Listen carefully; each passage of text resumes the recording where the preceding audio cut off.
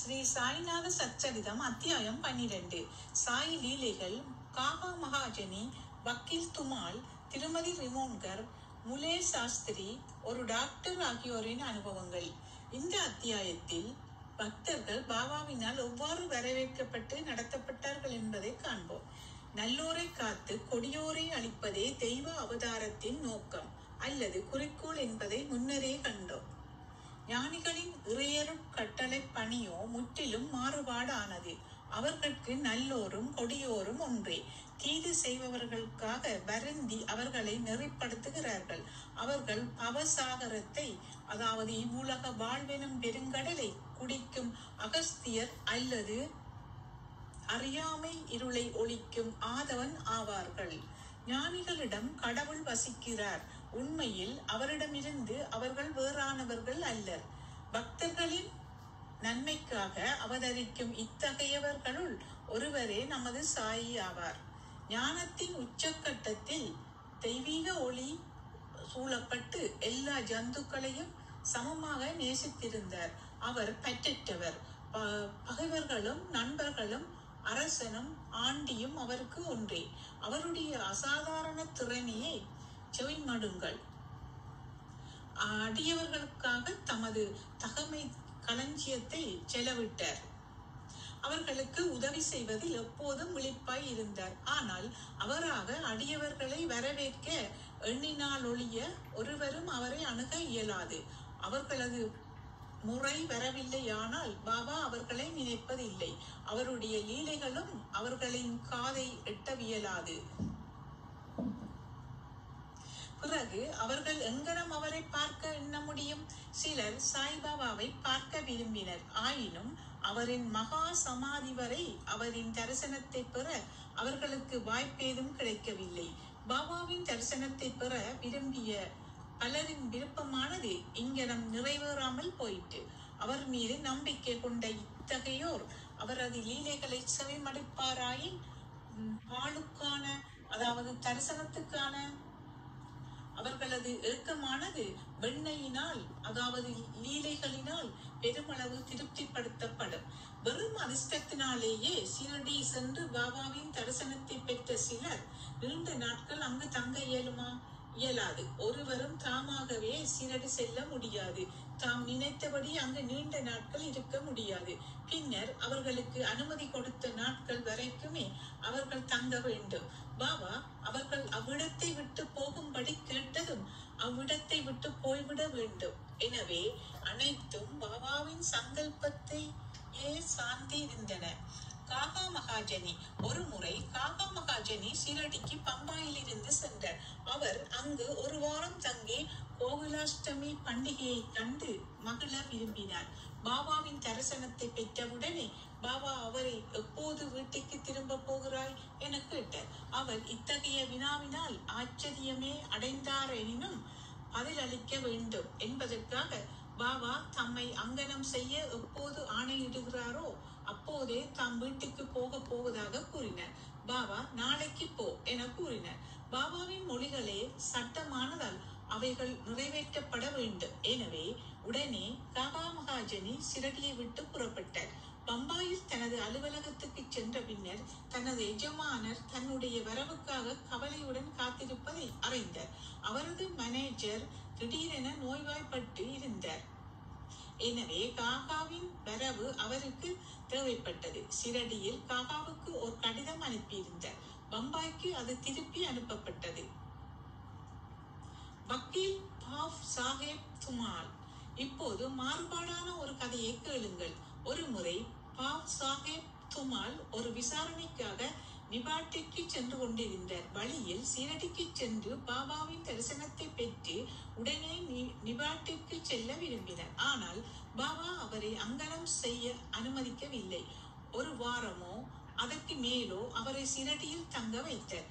இதே நேரத்தில் நிபாட்டில் உள்ள நியாயாதிபதி அடிவயிற்றில் ஏற்பட்ட வலியினால் மிகவும் துன்புற்றார். எனவே விசாரணை ஒத்தி போடப்பட்டது. துமால் அங்கு சென்ற பின்னரே விசாரணை தொடர்ந்தது. முடிவில் துமால் வெற்றி பெற்றார். அவரது கட்சிக்காரர் குற்றமற்றவராக தீர்ப்பளிக்கப்பட்டார். திருமதி நிமோன்கர். நிமோனின் வார்டன்டர் அதாவது சேவையாக செய்யும் கௌரவ பதவி, ஹானரரி மேஜிஸ்ட்ரேட். நானா சாஹேப் ரிமோன்கர் தமது மனைவியுடன் சிரடியில் தங்கியிருந்தார். ரிமோன்கரும் அவரது மனைவியும் மசூதியில் பாபாவுடன் பெரும்பாலான நேரத்தை கழித்து அவருக்கு சேவை செய்து வந்தனர். பெலாபூரில் அவர்களது மகன் நோய்வாய்ப்பட்டார். பாபாவின் சம்மதத்துடன் பெலாபூர் சென்று மகனையும் மற்ற உறவினர்களையும் கண்டு அங்கு சில நாட்கள் தங்கி வரலாம் என்று அன்னை தீர்மானித்தாள்.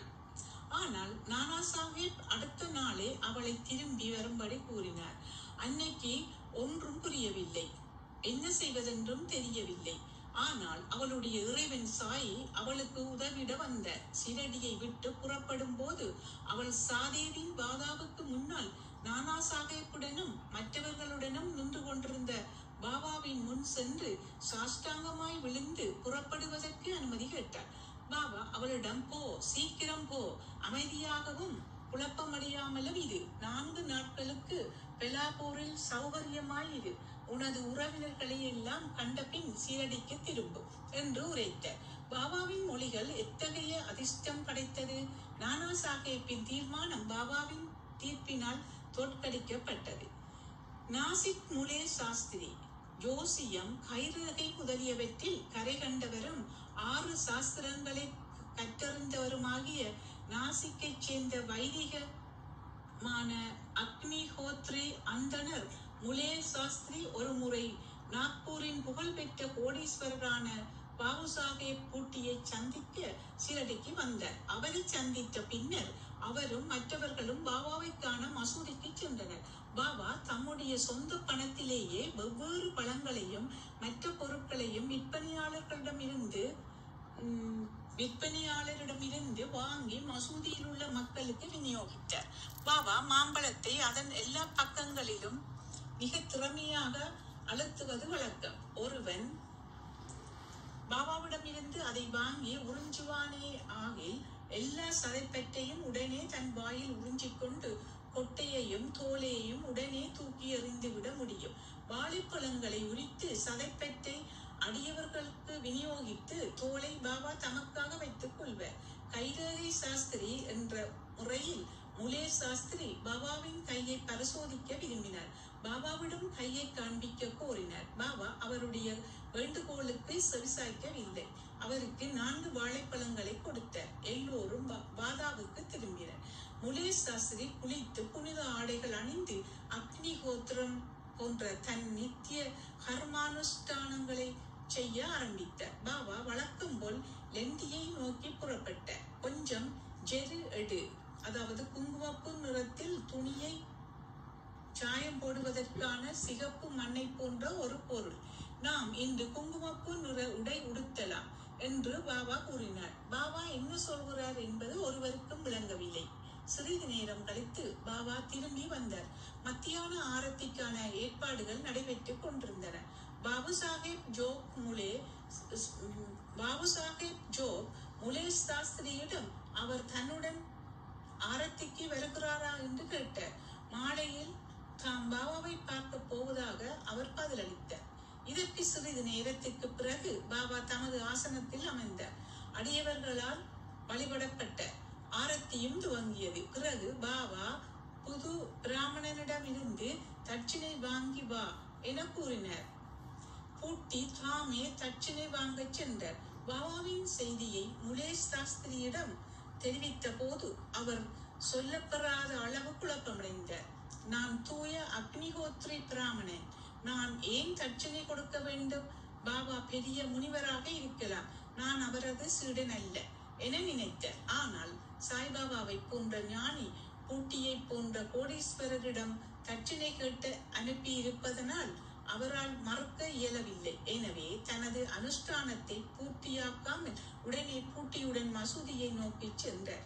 தம்மை தூயவராகவும் புனிதமானவராகவும் மசூதியை வேறு விதமாகவும் கருதிய அவர் சற்று தூரத்தில் இருந்தே கைகளை சேர்த்து பாபாவின் மீது புஷ்பங்களை வீசினார். அப்போது ஆகா ஆகா, திடீரென்று ஆசனத்தில் அவர் பாபாவை காணவில்லை. காலஞ்சென்ற தனது குரு ஹோலப் சுவாமியையே அங்கு கண்டார். ஆச்சரியத்தால் அவர் செயலிழந்தார். இது கனவாயிருக்குமோ? அல்ல அல்ல, அங்கனம் அன்று. அவர் அகல விழித்திருந்தார். காலம் சென்ற தனது குரு கோலப் சுவாமி எங்கனம் அங்கு இருக்க முடியும்? சிறிது நேரம் அவர் பேச்சற்று விட்டார். தன்னையே கிள்ளி விட்டு கொண்டார். திரும்பவும் நினைத்தார். ஆனால் காலஞ்சென்ற தனது குரு மசூதியில் இருக்கும் உண்மையை அவரால் ஏற்க முடியவில்லை. முடிவில் எல்லா ஐயங்களையும் களைந்துவிட்டு தெளிந்த நிலையில் தனது குருவின் அடிகளில் பணிந்து கூப்பிய கரங்களுடன் நின்றிருந்தார். மற்ற எல்லோரும் ஆரத்தி பாடுகையில் முலே சாஸ்திரி தனது குருவின் பெயரை இறைந்து கூக்குரல் இட்டார். இன பெருமை, புனிதத்தன்மை பற்றிய எண்ணங்களை ஒதுக்கி எறிந்துவிட்டு தனது குருவின் பாதங்களில் சாஷ்டாங்கமாக விழுந்து கண்களை மூடிக்கொண்டார். எழுந்திருந்த போது பாபா தட்சிணை கேட்டுக் கொண்டிருப்பதை கண்டார். பாபாவின் பேரானந்த ரூபத்தையும் சிந்தனைக்கு அப்பாற்பட்ட அவரின் சக்தியையும் கண்டு முலே சாஸ்திரி தன்னையே மறந்தார். எல்லையற்ற மகிழ்ச்சி அடைந்தார். ஆனந்த கண்ணீர் வடித்தார். திரும்பவும் பாபாவை வணங்கி தட்சிணை கொடுத்தார். தனது சந்தேகம் நீங்கி விட்டதாகவும் தன் குருவையே கண்டதாகவும் அவர் கூறினார். பாபாவின் இந்த லீலையை கண்ணுற்ற அனைவரும் முலே சாஸ்திரி உட்பட மிகவும் மனதுருகி போயினர். ஜெரு எடு, நாம் இன்று குங்குமப்பூ வண்ண உடை உடுத்தலாம் என்ற பாபாவின் மொழிகளை இப்போது புரிந்து கொண்டனர். சாய்பாபாவின் லீலை அத்தகைய அற்புதம் வாய்ந்ததாகும். ஒரு டாக்டர் ஒரு முறை ஒரு மம்லதார் தனது டாக்டர் நண்பருடன் சீரடிக்கு வந்தார். தனது தெய்வம் ராமர் என்றும் தான் ஒரு முகமதியர் முன் பணிய போவதில்லை என்றும் கூறி சீரடிக்கு வர விருப்பம் இல்லாதவராய் இருந்தார். மம்லதார் அவரை பணியும்படி ஒருவரும் கேட்கவோ வற்புறுத்தவோ மாட்டார்கள் என பதில் உரைத்தார். எனவே தோழமை கூட்டின் மகிழ்ச்சியை நல்குவதற்காக அவரும் உடன் வருதல் வேண்டும். அவ்வாறாக அவர்கள் சீரடிக்கு வந்து பாபாவின் தரிசனத்துக்காக மசூதிக்கு சென்றனர். டாக்டர் முன்னால் சென்று வணங்குவதை கண்ணுற்ற அனைவரும் ஆச்சரியத்தால் செயலிழந்தனர். அவர் எங்கனம் தனது தீர்மானத்தை மறந்து முகமதியர் முன் பணிந்தார் என்று அனைவரும் அவரை கேட்டனர். தனது அன்பிற்குரிய தெய்வம் ராமரையே ஆசனத்தில் பார்த்ததாகவும் எனவே தாம் சாஷ்டாங்கமாக வணங்கியதாகவும் கூறினார். இதை அவர் சொல்லும் போதே சாய்பாபாவை மீண்டும் அங்கே கண்டார். திகிலுற்ற அவர், இது ஒரு கனவா? எங்கனம் அவர் ஒரு முகமதியராக இருக்க முடியும்? அவர் ஒரு மாபெரும் யோக நிறை, அதாவது யோக சம்பன்ன அவதாரம் ஆவர் என நினைத்தார். அடுத்த நாள் தான் உண்ணாமல் விரதம் இருப்பதென்று சபதம் எடுத்துக் கொண்டார். மசூதிக்கு போவதை தவிர்த்து பாபா தன்னை ஆசிர்வதிக்கும் வரை அங்கு போவதில்லை என தீர்மானம் செய்து கொண்டார். 3 நாட்கள் கடந்தன. 4வது நாள் காந்தேஷிலிருந்து அவருடைய நெருங்கிய நண்பர் ஒருவர் வந்து சேர்ந்தார். அவருடன் பாபாவின் தரிசனத்துக்காக மசூதிக்கு சென்றார். வணக்கத்திற்கு பின், ஓ டாக்டரா, உண்மை இங்கு அழைத்து வர காந்தேஷிலிருந்து யார் வந்தது என்று எனக்கு முதலில் சொல்லும் என்று பாபா அவரை கேட்டார். இந்த மிக முக்கியமான வினாவை கேட்டு டாக்டர் மனதுருகினார். அன்றிரவே அவர் பாபாவினால் ஆசீர்வதிக்கப்பட்டார். தூக்கத்தில் பேரானந்த பெருநிலையை அனுபவித்தார். பின்னர் தனது ஊருக்கு சென்று 15 நாட்கள் அதே நிலையை அனுபவித்தார். இங்கிடம் சாய்பாபாவிடம் அவரது பக்தி பன்மடங்காக பெருகியது. வேறு எவ்விடத்திலும் இல்லாமல் நாம் நம்முடைய குருவினிடத்தில் உறுதியான நம்பிக்கை கொண்டவராய் இருக்க வேண்டும் என்பதே இந்த கதைகளின் முக்கியமாக முலே சாஸ்திரியின் கதையினுடைய நீதியாகும். அடுத்த அத்தியாயத்தில் இன்னும் அதிக லீலைகள் விவரிக்கப்படும். ஸ்ரீ சாயை பணிக அனைவருக்கும் சாந்தி நிலவட்டும்.